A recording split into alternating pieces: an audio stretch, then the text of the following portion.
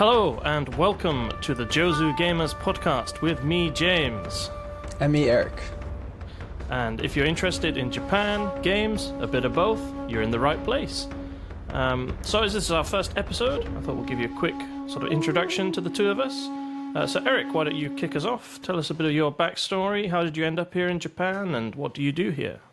Yeah, for sure. So I'm Chinese American. I'm an expat living in Japan for 9+ years.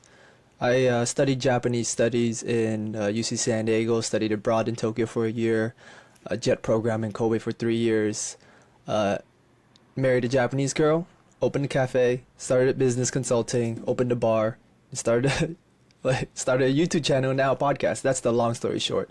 I can go in more detail, but I don't want to bore everyone with our intros, so I think I'll end it there. How about you? Sure.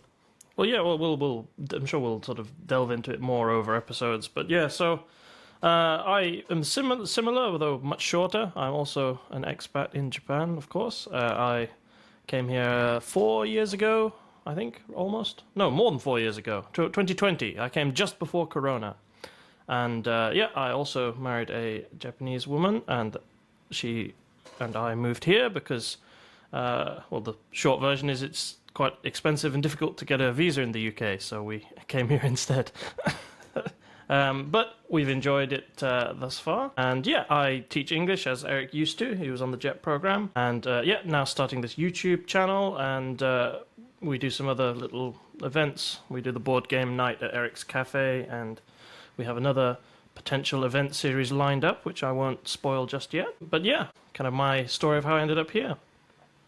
So we should also talk about games, and we decided that each episode we're going to delve into a bit of sort of gaming news. And one of the big bits of news at the moment is this controversy around Sony requiring PSN accounts for players on PC, specifically on Steam. So have you heard about this, Eric, and any thoughts? No, I have not. I am not a console player at all. Unless you count the Switch, the Nintendo Switch, but even then I haven't touched my Switch for maybe a year or 2 years almost, right? So just to get this clear, even on Steam games, they're going to require PSN accounts? Yeah, so not even going to. Already for certain games, you need to have a PSN account to even, I think, if I understand correctly, to even purchase the game in the first place. So this counts for single-player games. It's not only multiplayer games. So, for example, the God of War Ragnarok is now on Steam, which obviously that was originally only on PlayStation. In order to play that, you do need to have a PSN account linked to your Steam account. So Sony's sort of spin on this is that so this is a quote from Sony. So they say, "This is our main way to protect players from griefing and abuse by enabling the banning of players that engage in that type of behavior. It also allows those players that have been banned the right to appeal. We understand that while this may be an inconvenience to some of you, this step will help us to continue to build a community that you are all proud to be part of." So that's their sort of press release on this. So what are your initial thoughts on that? And I can tell you a bit more information, but what's your initial thoughts having heard their version of events? I don't care much about PR stuff, but I'm more interested about like the technical details. So if I were to link my PSN account, like let's say for example God of War, does that mean save? If I were to play on the PS5 and on the Steam, would the save be crossed? Would it save on both sides? Would it be a different save file? So I believe the save file should be local because the save will be hosted on the PlayStation Network or your local PlayStation, and then vice versa for Steam. So I think the save, I'm not sure, I could be wrong on that, that's not something I checked, but I'd imagine the save doesn't cross over. But what it does let you do is you get this thing called I think it's called a PlayStation overlay when you're playing on Steam. And with that, you can access your trophies, which is that's the PlayStation achievement system, and your friends lists. So if you have friends that play, let's use God of War as an example. So if you and your friends play God of War, you can kind of see how each other's doing. You can look at trophies and you can kind of see who's online and stuff. which I suppose for multiplayer games that helps, because it's kind of, rather than if you're playing on Steam, you might, although you can have cross-platform support, you can't necessarily see your friends list unless like every game has its own inbuilt friend system. So by having the overlay, it means that you could see when your friends are online on PlayStation and your Steam friends, because you'd obviously have the Steam overlay as well. So that, yeah, I don't think it would let you have cross saves. That could happen though in the future. Or I could be wrong on that, but I'd imagine that wouldn't be included. But your trophies and your achievements and sort of stats, and importantly for Sony, obviously your playtime would be recorded on the PlayStation Network. So when they're telling shareholders, "Oh look, X number of people are playing this game," or this amount of time has been played on the PlayStation Network this month, they can use those figures, which some people I have seen online are suggesting that could be the sort of true reason, is that it kind of bumps their numbers up a bit, because obviously they get access to data that they wouldn't usually have access to. So, and it's that also. Sorry. So that also means that a lot of the PlayStation exclusive, if they're going to require the PSN, the quote-unquote PlayStation exclusives will be able to be played on Steam more often. Yes. So, and their sort of PR spin on that is that their plan is that by allowing people to play these games, it's going to encourage people to, so let's say they play God of War or Ghost of Tsushima's a very popular game that was on PlayStation. So people play that and they're like, oh, actually, yeah, this is really good. Then they release the second one, and that will be either for a limited time or perhaps permanently, I don't know, PlayStation exclusive. People have kind of got hooked on the series, or they really liked the game, and then they might buy a PlayStation because they want to keep going. That's another thing they've said is a sort of strategy reason for it. So I don't know how, going into the future, how many of their things are going to go onto Steam, but certainly a lot of recent, not old, but fairly recent hit games are being put on Steam. Okay, so I guess the controversy over it is that they are requiring rather than making it an optional thing. Yes. So, I mean, this has some problems with it, because one of the more obvious problems is that if you live somewhere PSN isn't available, you just can't get that game. For reference, PlayStation Network currently is available in 69 countries. They're all geo-locked? Yeah, so if you, because you can't make an account if you live in a country that PSN isn't available in. So you wouldn't be able to make it. So, well, you can get around it, obviously, by, you can use a VPN, or you can just lie and say you live somewhere else. But if you get caught doing that, your account can be banned for that. So, yes, you can get around it, and a lot of players, I think, do that. But you obviously run the risk of losing your account, and then you've lost all of your progress in everything. Right. And you have to buy the games through those accounts too, right? So if you get banned, you also lose all those games.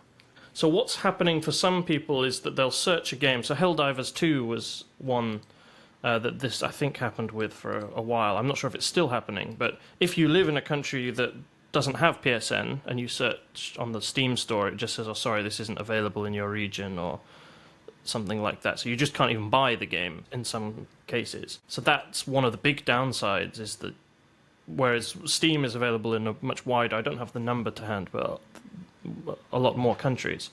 So they're kind of cutting out big groups of people. And the problem with Helldivers 2 was particularly annoying for people because it launched without this requirement, but they sort of said at launch they were going to add it, but for technical reasons they couldn't add it from the start, which has kind of left like a bunch of people who don't have PlayStation accounts or live in places that can't get one, they were getting angry. So they did reverse the decision on it for Helldivers 2, so that now doesn't have the PSN link requirement, but they haven't said they're never going to do it. They've just said that the May rollout of that was cancelled. So, and for future releases, it is going to happen. So, as I say, I think Ghost of Tsushima has been confirmed, and God of War Ragnarok, Until Dawn, examples of games that, and these are single-player games that are going to require it. So, and they are going to keep doing this going forward. So So did the players who bought Helldivers at the PSN requirement slapped on them, did they lose their game or they were still able to play? So they didn't actually roll it Oh, out they in the end didn't. They because of just the announced backlash. it and then just said no, never mind. Yeah, because the problem is for them was that they announced this was going to happen at the I think it was the end of May they were going to do it, and they got something like 14,000 negative reviews straight after. So the game got review bombed as a sort of protest, which kind of made them go, okay, we won't do it, but other games are going to have this. So Helldivers 2 has become a bit of a special case in that they've at least postponed it because of the sort of backlash against it. But I mean, another thing that people are concerned about is that recently, and not only a one-off, this has happened in the past, but Sony had a data breach recently. Though apparently the information was only connected to Sony employees, not customers at this time. But I mean, this has happened in the past. I think after was it The Interview, when that film came out, Sony got hacked by some North Korean hackers because they didn't like. If you're not aware, The Interview is a comedy film where an American talk show host goes to North Korea to interview Kim Jong-un, and it sort of makes fun of him and North Korea. So as you can imagine, he wasn't too happy about it. And yeah, after that, there was a big hack, and lots of people's data was leaked through that.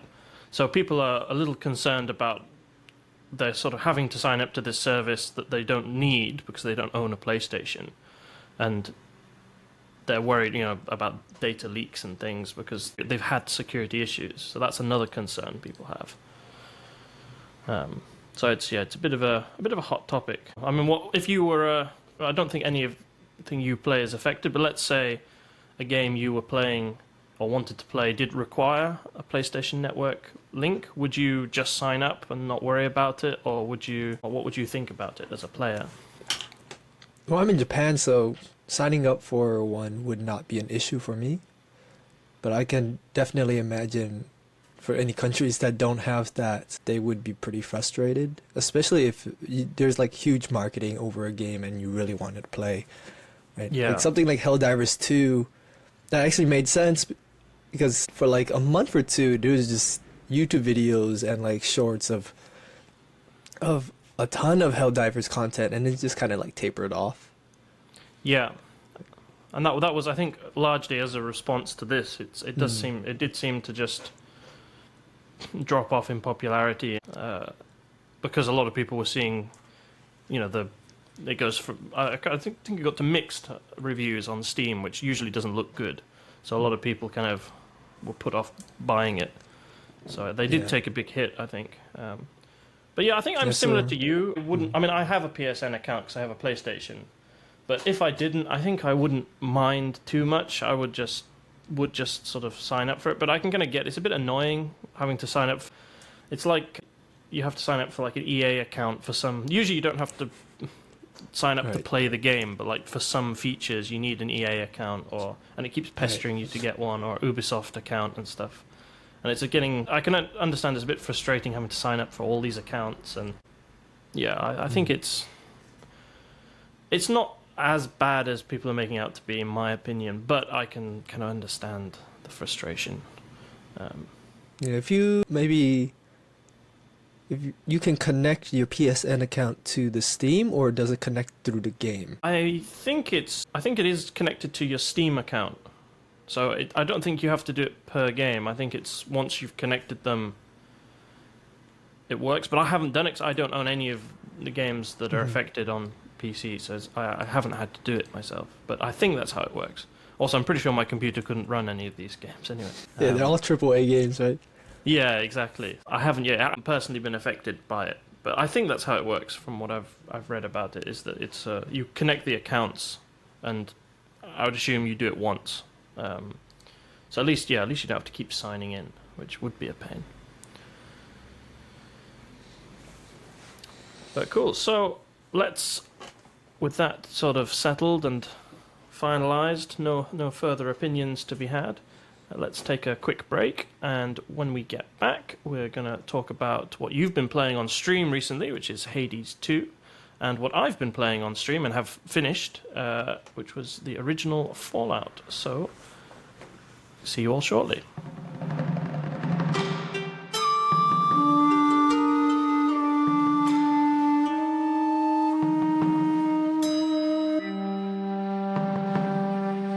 So, Eric, you've been playing the new Hades 2 on stream, so why don't you tell us a bit about it? Yeah. I guess I can start with the first Hades, for people who don't really know what that series is. It's a indie roguelike game, so the gameplay is very different from a lot of the AAA games. Basically, very different from the AAA games. But the original follows Zagreus, the son of Hades, and he's trying to escape the underworld to reach Mount Olympus, and through his escape attempts, he does receive powerful power-ups, or boons, as they call it in the game, from the gods, the Olympian gods, and you die a lot. The storyline progresses by dying, and by getting to certain milestones in the game itself. It's a very story-based game, and it's very deep and very interesting because it really tells you about like the relationships between the gods and how stuff has happened. So for someone who really likes those kind of stories, mythology and stuff like that, the gods and stuff like that, it's a very, very great game. It's very the art is amazing. The sequel follows, forgive my pronunciation, I think I sometimes kind of butcher it, Melanoe. Melanoe is the sister of Zagreus, but her motivation for the journey is that the Titan of Time, Kronos, has escaped his imprisonment, and he's trying to like control and change the world, blah blah blah. I don't want to spoil it too much because I didn't finish the game yet, so I'm still getting like little bits and pieces as I go. But basically, she's trying to kind of thwart his plans. I don't know how far I've gone. I played maybe 14 hours, and on stream I maybe played like half of that, so I'll jump in and out from time to time outside of stream, but I don't think I even went through half the game yet. To be fair, I'm not, right, like I said in the very beginning, I'm not a console player, so this is a game that you really do need like a controller, and my hand-eye coordination is not very good, so I'm doing a lot of button smashing and stuff like that. But the storyline, the plots are very immersive, and the art is amazing. So I really like the original one, despite spending a lot of time on it and not getting very far. It is very good game to get immersed yourself into. Every attempt does take pretty long once you get to a certain point, right? Like if you're going through one instance, basically you go through the world, you try to get to the end, and then you're going to die. Yeah. You're not going to not die. You're going to die, and you're going to go all the way back to the beginning. I spent 30 minutes, 40 minutes to get to this point. It's very frustrating. So for some people who tend to just like throw their controllers across the room, this is probably not the game for you. But if you really do like these kind of stories, and it's something that you do die a lot, but you do pick up the way to play and get used to really quickly. And it's very it feels like you've achieved something. It's like, oh, I couldn't do this in the beginning. From this monster, I've been fighting this monster like 10 times, and I've died 9 times. I finally got through it. You know, that kind of achievement, it feels really, really good. So yeah, it's sort of. I used to feel like you kind of have to set yourself some kind of goal, like. So every run, you kind of, all right, I'm going to collect X, or I'm going to. Right. You might be going for like, I'm going to try get to the end this time, or like, but you sort of have to pre-decide what you're going to do. So it has this kind of cool sort of strategy element in that, like each run, you have to think what you want to achieve from that run. Because like you say, you're probably not going to, unless you're really going for a get to the end run, you're probably going to die, and you're only going to like do 1 or 2 things that you want to do. Don't like focus too much on becoming the most powerful, because throughout the runs we will get resources that you need to concoct certain power-ups, like passive overall power-ups. So you do want to do some of that, but at the same time upgrade your character so that you're able to go a little bit further every single time. Or there are certain milestones that have you have to get to like certain bosses to get very specific resources. Let's say, oh, I need this to do this. So now I have to get to this boss. So I'm going to focus on powering up so that I can at least beat that boss. After that, I can focus on getting resources or something like that. So I think that's really the best way of doing it. Of course, in actual practice, it's very difficult because you play enough and you know your play style. So it's like, oh, this boon, this power up is something that I really like to use, but I need this other power up to complete this certain achievement that they call the fate list. It's like, oh, it's like achievements in the PSN, right? They tell you, oh, collect this, this, this, and this, but you can only collect 1 out of 3 every single time. So you have to go through it multiple times to even collect all that and complete those achievements. And once you complete those achievements, you get like actual in-game items. But yeah, so it's like, oh, I love this one. It's super powerful, but this one right here, I've never seen before, and it tells me that I should take it to complete this achievement. And it's like, I don't know, which one should I do? You know, it might not come up for the next like maybe 20 runs. And yeah, stuff like that you kind of have to balance. It's a very interesting way of doing it, and it is easily like, if you're really good at the game, you can probably beat it pretty quickly. You can run through it pretty quickly, but a lot of the story doesn't unfold unless you die. Right? You get to certain points, you die, the story progresses, and you slowly inch forward. If you go from 0 to like 50 and then 50 to 80, 80 to 100, you're probably gonna miss a lot of the storyline. I don't know how the game algorithm changes the storyline for that, right? Because if the game, to see the whole storyline, you need to die 100 times. But if you only died 20 times to get to the very end, you probably didn't really see or interact with all the characters and understand all of like the backstory and stuff. For some people who don't really care about that, I guess that's okay, right? Yeah. I think one thing just to mention, which I think we didn't say, for those of you who haven't played the first game, while we say you do the same run over and over again, it is kind of randomized. So it's not like you're just doing the same thing repeatedly. Yes. It does change up quite a lot. So it is, because I think when someone first explained it to me when the first one came out, they're like, oh yeah, you die and you repeat it, and I was thinking, oh, so you just have to play the same level forever. That sounds really boring. But no, they change it up, and you have like different. It's like random rooms, and you can choose like pathways, and it always feels a bit different each time. And each god that you can get power-ups from, they have a pretty extensive list of different types of power-ups. So there are more common ones and then there are rare ones, and sometimes once you get to a certain point, excuse the spoiler, but there are dual ones where if you have 2 power-ups boons from 2 different gods, they allow you to kind of combine them into one more powerful one. And that's very interesting. That's like mid to late game stuff. Okay. I've probably, out of the 13 hours I've been playing, I've only seen it once so far. Oh, okay, yeah. So it's quite elusive to start with. It's quite rare. There is like there's a new game mechanic that's in the game that called the Arcana.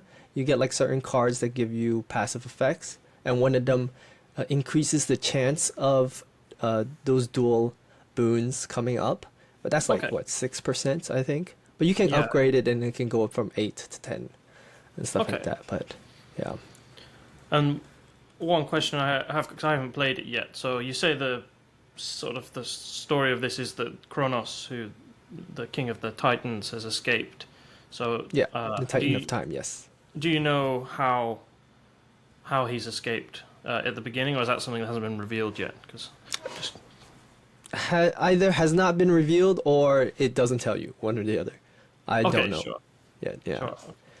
Because famously, when the Titans were released, that's the Greeks said that would be the end of the world. So I was sort of wondering. Also, sometimes, it does get very frustrating. It's like, for example, I play like 40 minutes, and it's like, oh shoot, I died, and then it's at a point where maybe I did go past a certain milestone and it's giving me more of the storyline.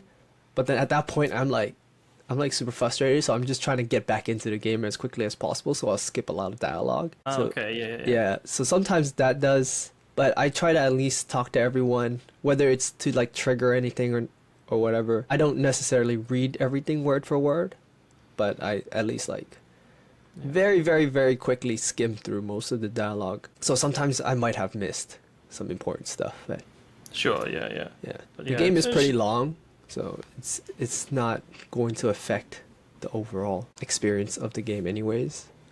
If I miss like one or two things. Yeah, because it's just interesting as a setting thing. Because I don't think I can't think of another game that's set.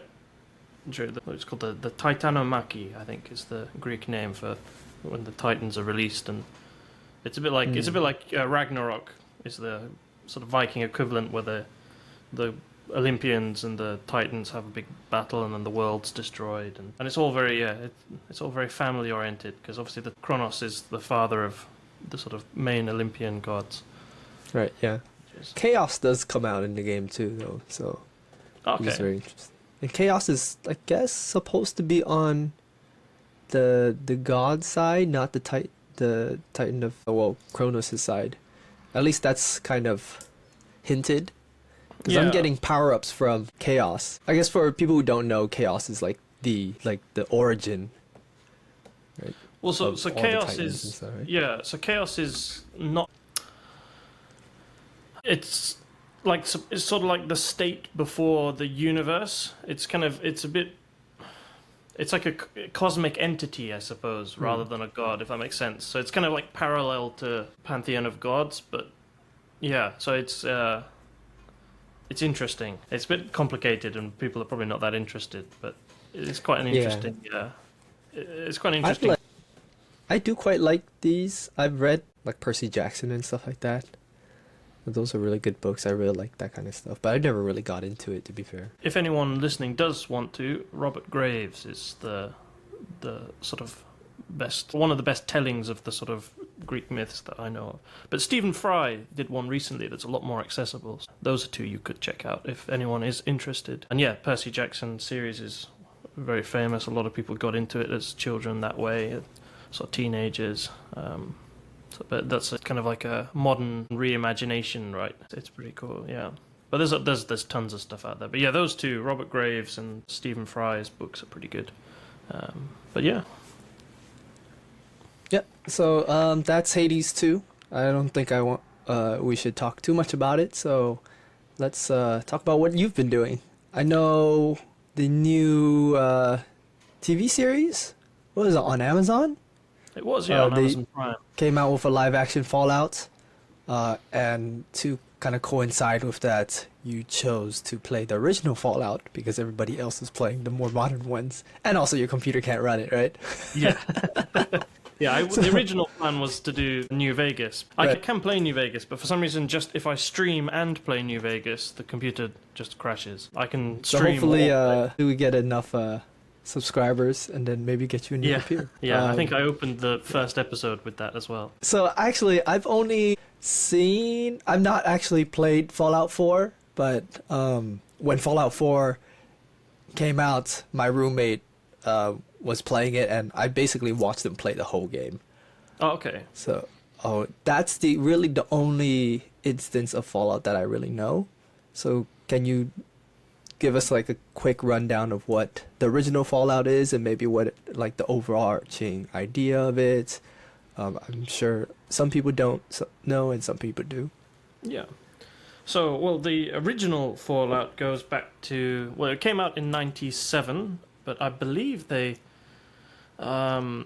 start the first like work on it was, I think, like 92 or 94, something like that, around then.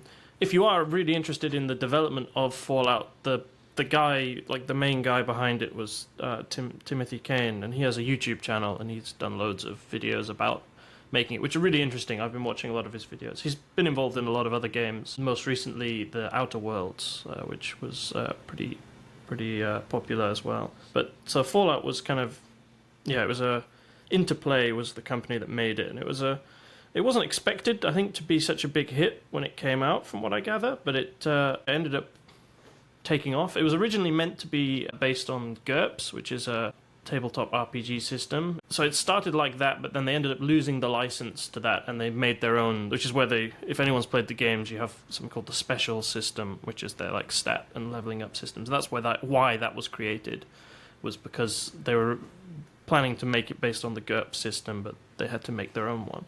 But essentially, I mean, the simple version is that the world was destroyed in a nuclear war between China and America, which was, I think, supposed to be over resources. So the idea was resources were running out, and they had this war, which ended in a nuclear bombs destroying kind of basically all the world. But this is set in a future.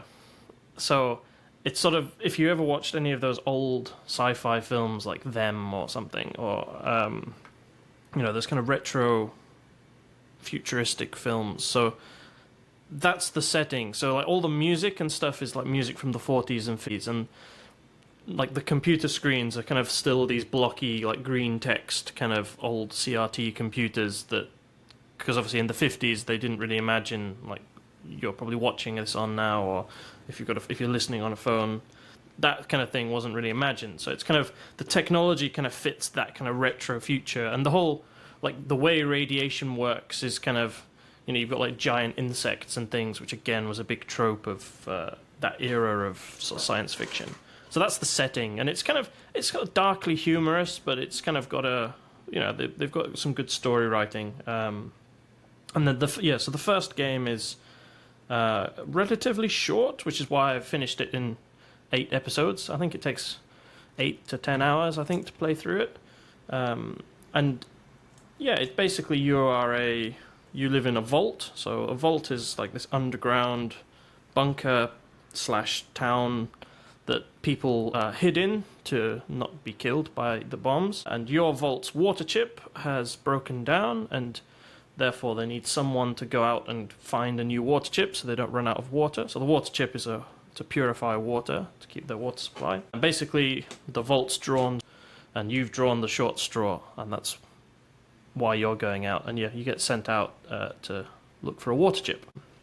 And that's the premise. So, and it's basically from there, you can kind of do what you want, which is one of the things I think is really fun about... all the series does this to an extent, but I was surprised how well the first series kind of implements this like freedom to do what you want.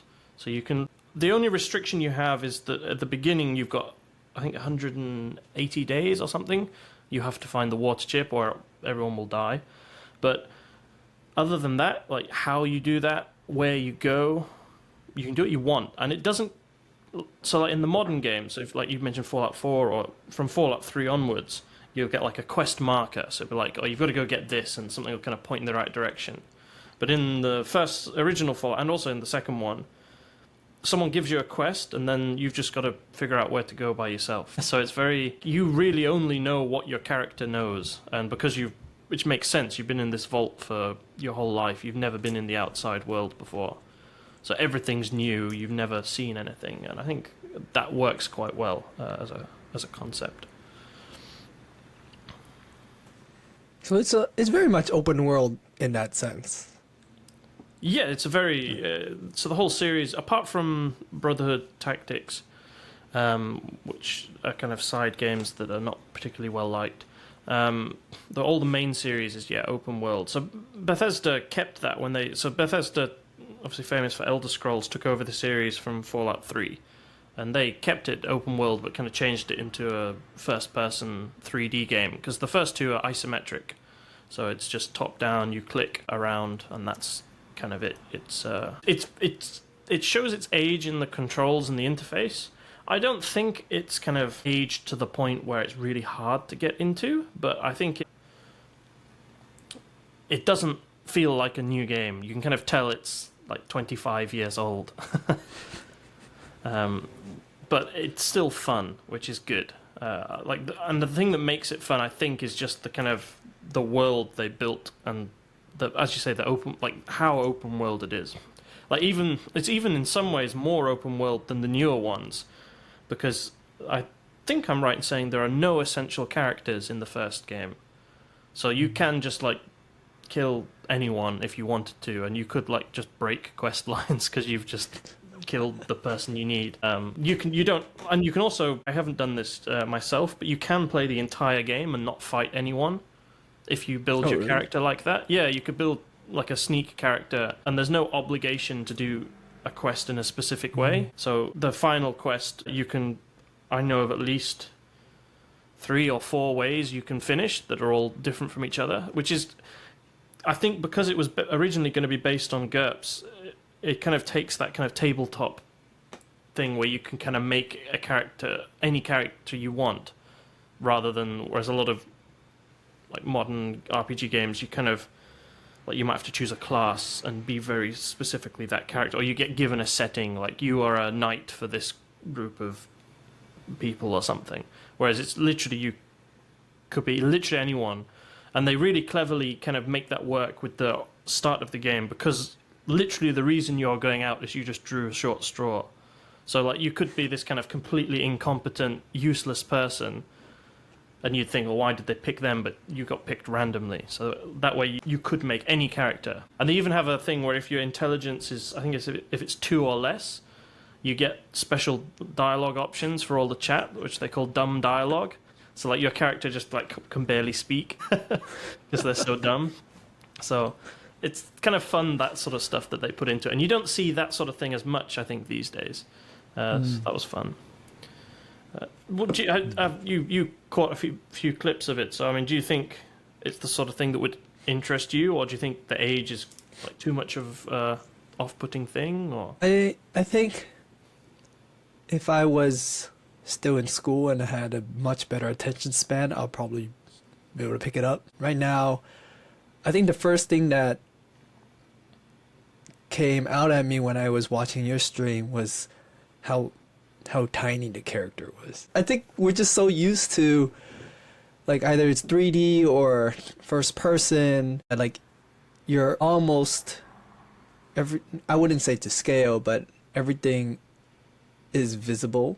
You can see a lot of details. We're going into much more detail oriented, like graphics and stuff, right? Yeah. When you're talking about like Unreal 5 and it just basically looks like the real world. And what was it? I literally just read an article this morning about this game coming out that has like the most realistic graphics ever.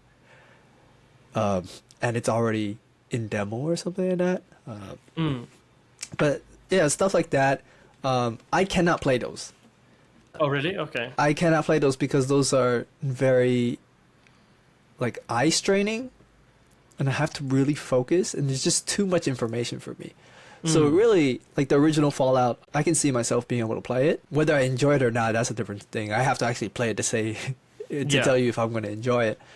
But if I were to choose that over, like, maybe I assume if they come out with a new Fallout, it'd be even more realistic.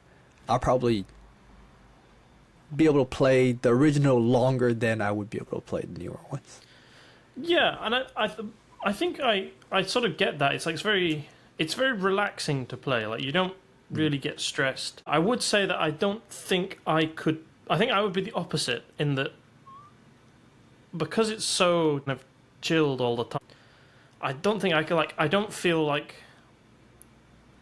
So whereas like with the modern ones, you might be playing like a quest line, and it's kind of like there's some kind of climax approaching, and it kind of gets exciting.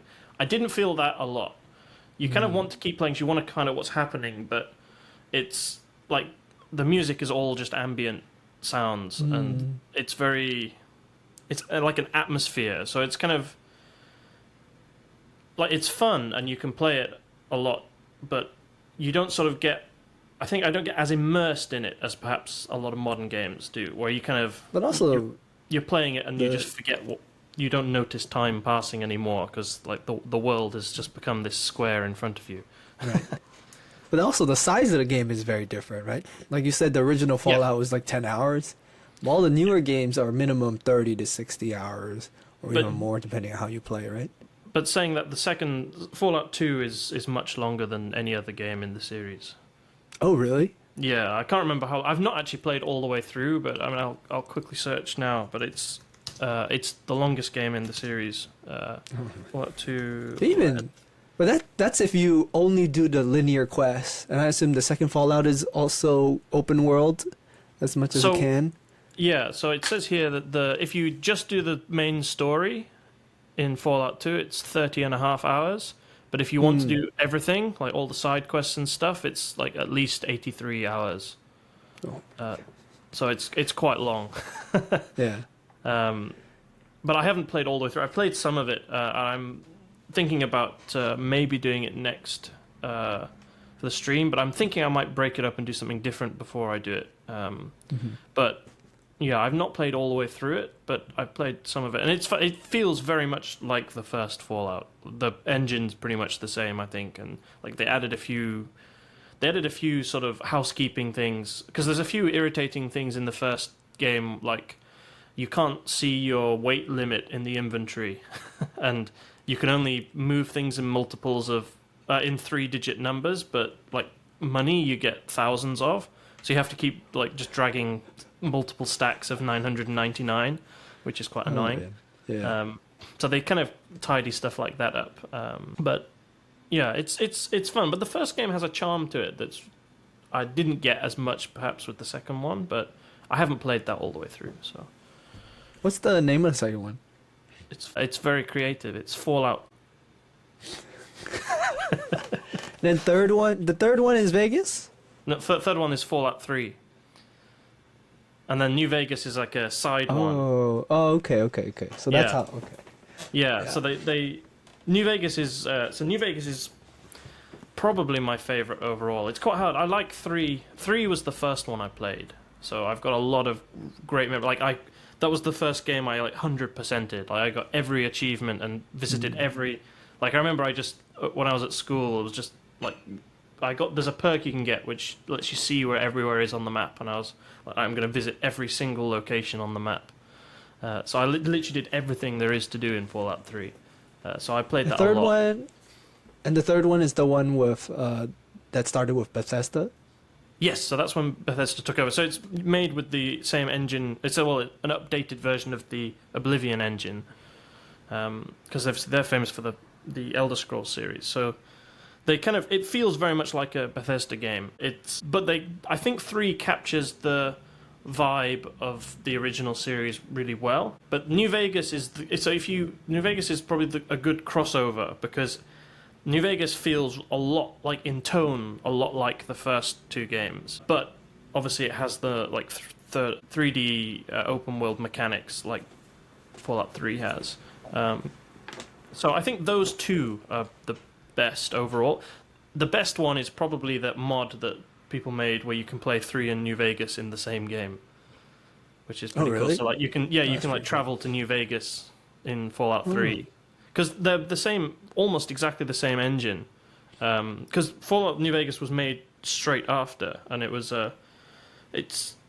a slightly smaller game than 3, I think, overall, but it uses a lot of the same, like even just textures and equipment and things. It obviously adds its own things, but like the base game is essentially the same, so they can mix together quite easily. And then 4 obviously is the next one, based on the Skyrim engine, and then Fallout 5 might come out before we die if we're lucky. Yeah, if we're lucky. Because they're still going to do Elder Scrolls 6, which that's been in. I think it's been 2011, so it's been 13 years since the last Elder Scrolls game. Since Skyrim, right? Yeah, so it's going to be a long time, because they only started work on it properly, I believe, after Starfield came out, which was last year, or was it 2 years ago now? But I think it was last year, maybe. I think it was last year. So it's like we could be 5-6 years, I think. Yeah. We could be looking at two digits before we see Fallout 5. Yeah. So we'll see if we're all here. So then. I know you chose Fallout because of the new series that came out, the Amazon series. Did you watch the Amazon series? Yeah, I did. Yeah, it was very good. Yeah. Oh yeah. Which one is it based on?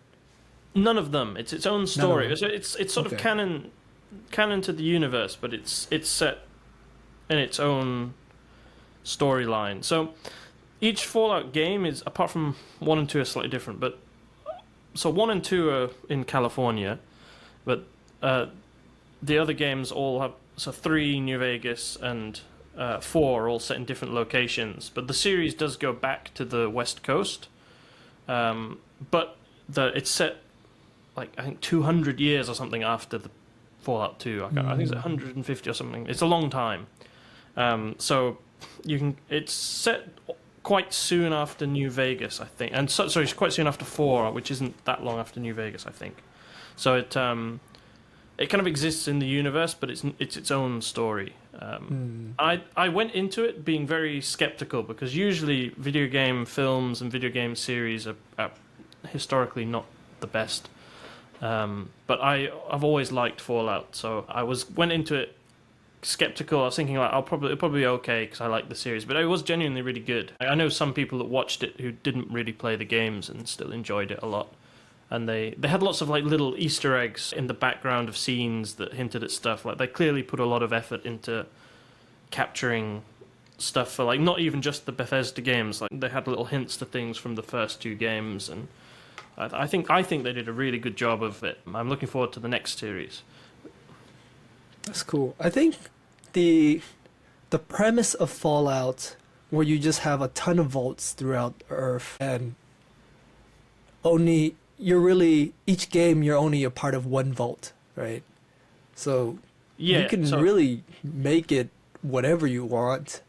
And I think it was like trending for a little bit that each vault it's its like own experiment or something like that. Yeah, that's right. Yeah. Right. So, well, not all of them, but almost all of them. There are some what they call control vaults which run normally, but yeah, they have, which is a cool, and that's a thing that they really expanded on with like Fallout 3 and 4. They kind of really made, like, they have some really crazy experiments, like one's like just populated by clones of the same person, and they have like ones where they're putting like psychoactive drugs in the air to see how that affects people, and like yeah, there's the series. That's pretty wild.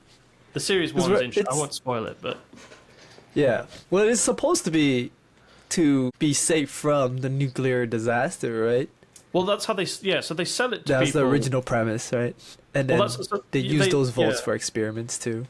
So essentially, it's a case of they sell it to people as like come to the vaults and keep your family safe. But actually, it's like come to the vaults and then like since we've got these people here, we may as well try out some of this stuff that we've got planned. Because their theory, I think, is it's not like pure evil or something. I think the intention is that from these experiments they can rebuild a better society or something. But the experiments just kind of seem to invariably not work out well, and it takes like they never sort of just come out and repopulate the Earth as they planned to. So yeah, it's kind of interesting. It's an interesting thing because you can have all these different crazy ideas. But I think you're right. The series works because the setting's very like the game series and on the TV show. But the setting's very sort of evocative. It's very like you can kind of explain it in a sentence. It's post-apocalyptic 1950s future.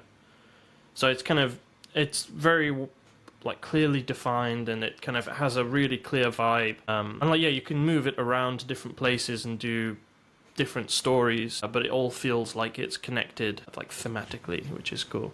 They have yet to do any games outside of America, though. So I've always thought that could be something like Tokyo or like China or something with a lot of like the traditional buildings, or even like Tokyo as the metropolis.